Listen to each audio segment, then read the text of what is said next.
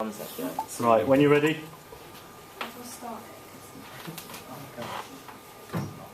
Slideshow. Top.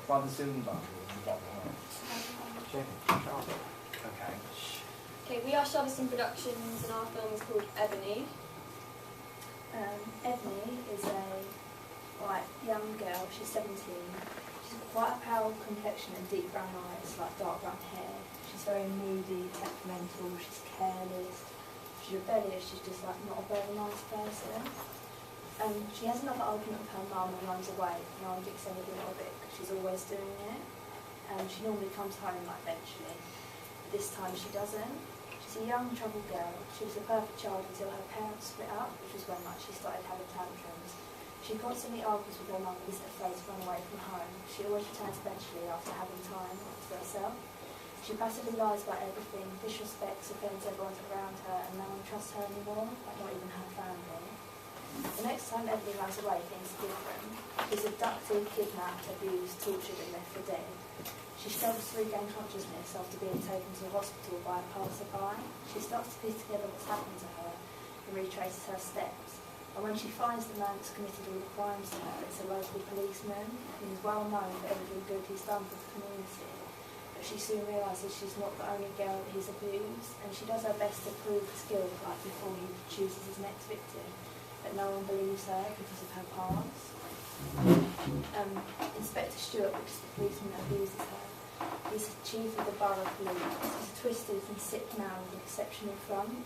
He's an idyllic member of the public and is shown the utmost respect by everyone. He knows how to cover his tracks, obviously because of his occupation. But as he's the most trusted member of the police force, no one believes Ebony for what he's been doing to her.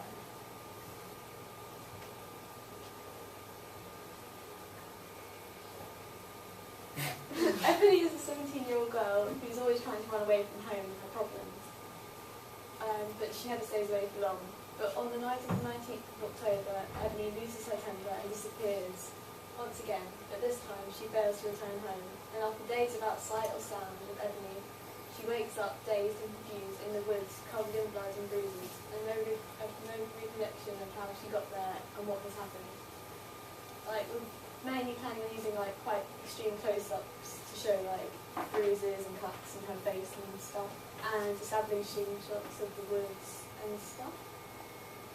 Our main influences for our film are The Ring, mainly to do with how Samara looks and her clothing, sort of costume designs, and how sort of long dark hair and sort of that kind of creepy look. Our main sort of amnesia theme idea came from Bourne Identity and sort of seeking what happened to her and who's done it to her. And I Spit on Your Grave is very much like ours. It has a girl who, this picture here, she wakes up in the woods. It's a man who's done this to her and she's seeking revenge. Our film isn't a revenge film. It's more sort of getting justice, but it's incredible. No, apparently not. I don't know.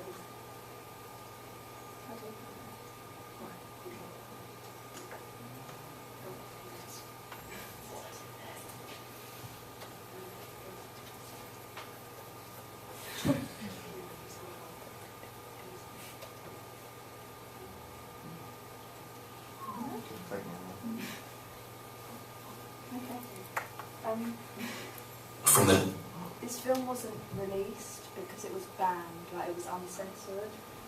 I don't think this is even it. Yeah, that's the advertisement. But it's basically her appearance and the men that we're focusing on, not the whole thing of the film. Director of The Kite Runner comes an inspirational true story. That's the orphanage I'm going to build in Sudan. Gerard Butler has never been better in the most powerful movie of the year. Would you fight to get on this place your way? I'm not going to fight mine. Machine Gun Preacher in cinemas November 2nd. That wasn't it.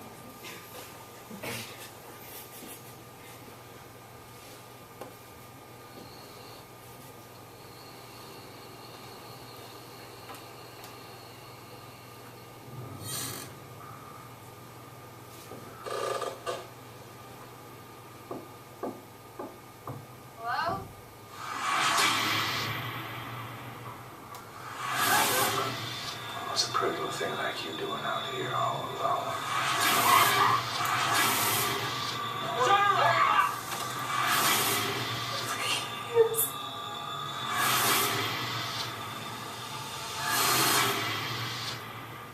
Forgive me, Father, if I have sinned.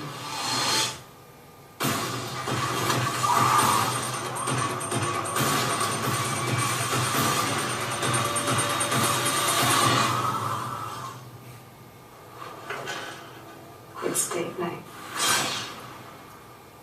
And similarly in this as well, I only just realised, but it's a police officer that she trusts to look after her, and then he's the main one that abuses her.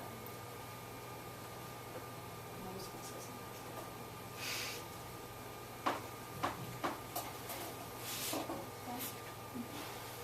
Okay, the target audience that we decided for our film is going to be like from ages 15 upwards to around 35 to 40. We decided on this due to the films that we looked at and that influenced us, such as like The Ring, Born Identity and Seven, and also I Spit on Your Grave. And also with the target audience, we wanted to look at like the morals behind it, like Ebony, because she's had such a bad past. It's almost like the boy that cried wolf, because no one believes her when she needs them to, because of what's happened to her in the past. So we want, whoever might be watching it, like for them to know the morals behind the story.